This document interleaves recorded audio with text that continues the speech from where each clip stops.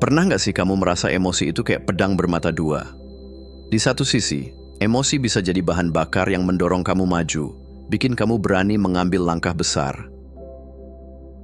Tapi di sisi lain, kalau nggak dikendalikan, emosi bisa jadi bom waktu yang meledakkan semua yang sudah kamu bangun dengan susah payah.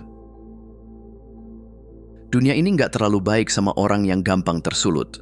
Kamu pasti tahu, orang yang selalu reaktif, gampang marah, atau terlalu emosional sering dianggap bermasalah dan akhirnya kehilangan banyak kesempatan. Sebaliknya, orang-orang yang bisa tetap dingin dalam situasi sulit, berpikir dengan kepala jernih, dan mengambil keputusan dengan perhitungan matang, merekalah yang dihormati, yang sukses, yang menang dalam hidup. Tapi, menguasai emosi bukan berarti menekan atau mengabaikannya loh. Orang-orang hebat nggak membunuh emosinya, mereka justru menjadikannya alat. Mereka tahu kapan harus marah, kapan harus bersikap tenang, kapan harus menahan diri, dan kapan harus bertindak. Mereka nggak diperbudak emosi, tapi justru menjadikannya kekuatan. Nah, kabar baiknya, ini bukan bakat bawaan, tapi keterampilan yang bisa dipelajari. Dan itulah yang bakal kita bahas. Kita akan menelusuri 7 strategi mengendalikan emosi dan menang dalam hidup, yaitu cara-cara praktis yang bisa bikin kamu tetap tenang dalam badai, nggak gampang terbawa suasana, dan jadi pemain utama dalam hidupmu sendiri. Siap? Yuk, kita mulai.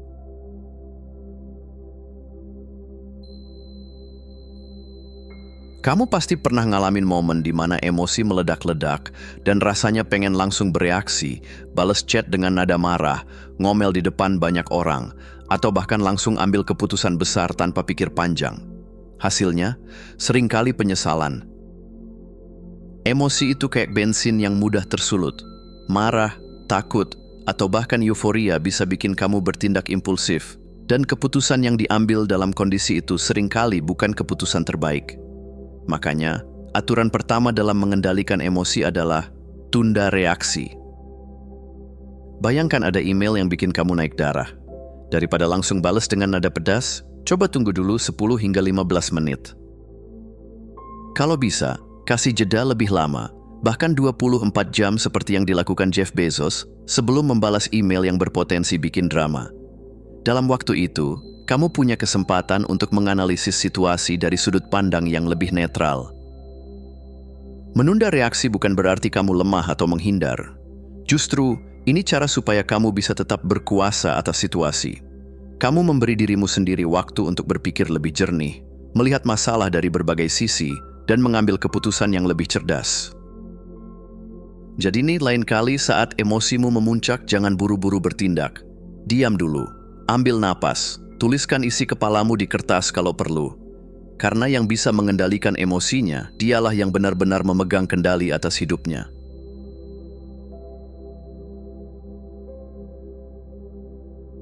Pernah nggak kamu bikin keputusan hanya berdasarkan perasaan dan akhirnya nyesel? Misalnya, beli barang mahal karena kayaknya bakal kepake, tapi akhirnya cuma jadi pajangan. Atau menolak peluang bagus cuma karena feelingnya nggak enak. Padahal kalau dicek datanya, itu kesempatan emas. Masalahnya, emosi itu labil. Hari ini kamu semangat, besok bisa galau. Kalau semua keputusan diambil berdasarkan suasana hati, siap-siap aja hidup penuh drama. Orang-orang sukses ngerti betul bahwa emosi nggak bisa diandalkan sebagai GPS keputusan. Mereka nggak nanya, aku merasa gimana ya, tapi lebih fokus ke apa datanya, apa faktanya. Contohnya Warren Buffett. Dia nggak investasi cuma karena perasaan atau ikut-ikutan tren. Dia ngelihat laporan keuangan, analisis grafik, dan mempertimbangkan probabilitas sebelum menaruh uangnya. Bahkan ketika pasar panik, dia tetap tenang karena keputusan yang dia buat bukan soal perasaan, tapi soal angka dan logika. Jadi kapanpun kamu dihadapkan pada keputusan penting, coba tarik diri sebentar dari emosi dan tanyakan, apa fakta yang mendukung keputusan ini? Berapa probabilitas keberhasilannya? Apa risikonya? Dengan begitu, kamu nggak akan jadi korban emosi sesaat, tapi jadi orang yang benar-benar pegang kendali atas hidupmu.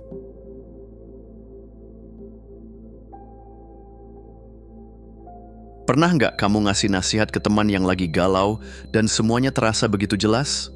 Udahlah, dia nggak pantas buat lo. Atau coba lihat dari sisi positifnya. Tapi begitu masalah itu terjadi ke kamu sendiri, semuanya jadi kusut dan ribet. Kenapa? Karena kita terlalu terjebak dalam emosi sendiri. Ini yang disebut bias emosi. Kalau masalahnya orang lain, kita bisa berpikir logis. Tapi kalau masalahnya diri sendiri, tiba-tiba semuanya terasa lebih rumit.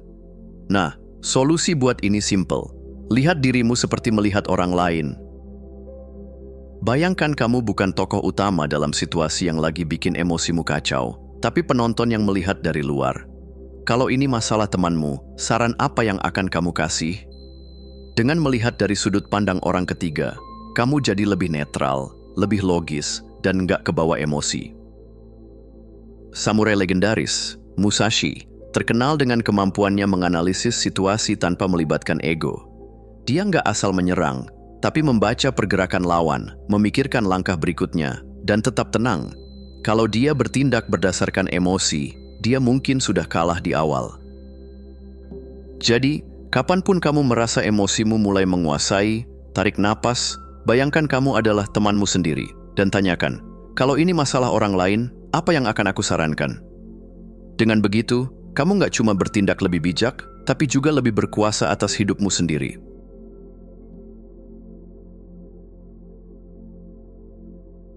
Ketakutan itu seperti bayangan di malam hari. Terlihat besar dan menyeramkan, tapi begitu kamu nyalain lampu, ternyata cuma bayangan kursi. Otak kita suka melebih-lebihkan risiko, bikin skenario horor di kepala, dan akhirnya malah bikin kita takut melangkah. Nah, cara paling efektif buat mengatasi ketakutan adalah menantangnya langsung dengan pertanyaan simple, yaitu, apa kemungkinan terburuk? Tulis skenario paling jelek yang bisa terjadi, lalu tanyakan lagi, kalau itu kejadian, apa aku bisa bertahan?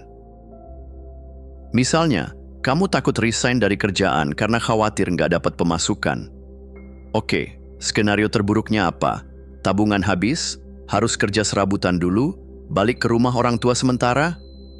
Setelah dipikir-pikir, ternyata nggak seseram yang dibayangkan. Elon Musk adalah contoh nyata orang yang hidup dengan prinsip ini. Dia pernah bilang kalau dia siap hidup dengan makanan murah dan apartemen kecil kalau perusahaannya bangkrut. Dengan pemikiran itu, dia berani bertaruh besar untuk Tesla dan SpaceX. Jadi kapanpun kamu dilumpuhkan oleh ketakutan, hadapi dengan realitas. Tanyakan, seberapa buruk ini sebenarnya? Dan kalau itu terjadi, apakah aku benar-benar hancur? Jawabannya hampir selalu, enggak, aku masih bisa bangkit. Dan begitu kamu sadar itu, kamu jadi jauh lebih berani melangkah.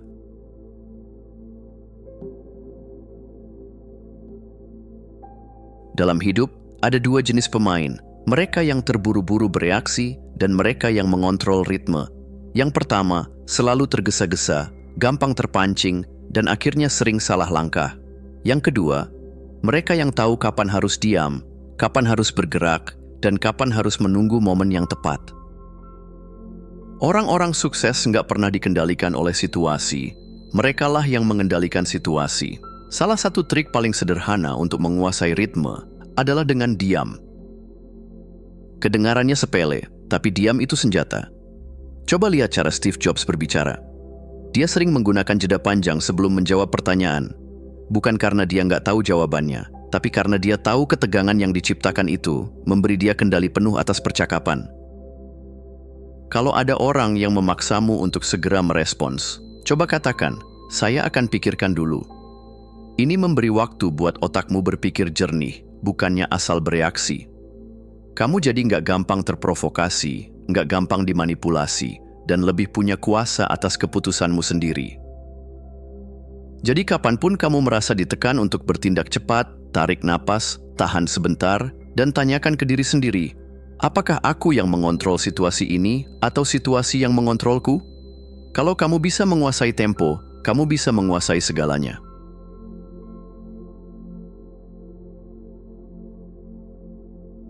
Salah satu alasan terbesar orang sulit mengambil keputusan yang cerdas adalah karena terlalu melekat secara emosional.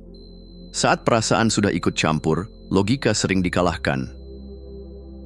Akibatnya, keputusan jadi bias. Kita mempertahankan hal-hal yang sebenarnya sudah nggak berguna dan seringkali malah menyakiti diri sendiri.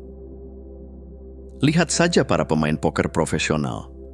Mereka nggak boleh menunjukkan ekspresi atau terbawa emosi, karena itu bisa jadi senjata lawan untuk membaca kelemahan mereka. Dalam hidup, prinsip ini juga berlaku. Semakin kamu bisa melepaskan diri dari ikatan emosional, semakin sulit orang lain memanipulasimu. Sebelum mengambil keputusan besar, coba tanyakan, kalau aku nggak terlibat secara pribadi, apa pilihan paling cerdas? Jawaban dari perspektif yang lebih netral biasanya jauh lebih masuk akal. Contohnya ada banyak orang bertahan dalam pekerjaan yang menyiksa hanya karena sudah terlalu lama di sana. Padahal, kalau mereka bisa melepas keterikatan emosional, mereka akan sadar kalau pilihan terbaik adalah mencari tempat baru yang lebih baik. Orang yang benar-benar kuat bukanlah yang nggak punya emosi, tapi mereka yang tidak membiarkan emosi mengendalikan keputusan mereka. Kalau kamu bisa menguasai ini, kamu bisa melihat dunia dengan lebih jernih, dan itu adalah kekuatan super.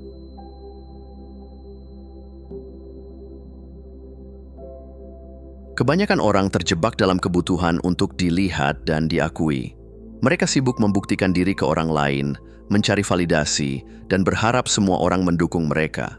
Masalahnya, semakin kamu haus pengakuan, semakin kamu gampang dikendalikan oleh opini orang lain. Lihat orang-orang sukses. Mereka nggak sibuk pamer rencana, mereka fokus bekerja dalam diam, membangun sesuatu yang nyata. Jay-Z, misalnya, nggak pernah berteriak ke dunia soal bagaimana dia akan membangun kerajaan bisnisnya. Dia diam-diam bekerja, dan ketika hasilnya berbicara, semua orang baru sadar, wow, dia sudah jauh melampaui ekspektasi kita. Kamu juga bisa begitu. Setiap kali kamu merasa ingin pamer atau meminta validasi, coba tanya ke diri sendiri, apakah aku butuh ini atau ini hanya ego yang berbicara? Kalau kamu bisa berhenti mencari pengakuan, kamu akan lebih fokus pada hal yang benar-benar penting, yaitu progres nyata. Jangan biarkan dunia tahu langkahmu, cukup biarkan mereka melihat hasil akhirnya. Karena pada akhirnya, orang yang diam-diam membangun akan mengejutkan dunia dengan hasilnya. Terima kasih sudah menonton. Jangan lupa untuk klik tombol like, subscribe, dan tinggalkan jejak di kolom komentar. Kami sangat menghargai setiap dukungan dari kalian. Semoga hari-hari kalian menyenangkan dan sampai jumpa di video selanjutnya.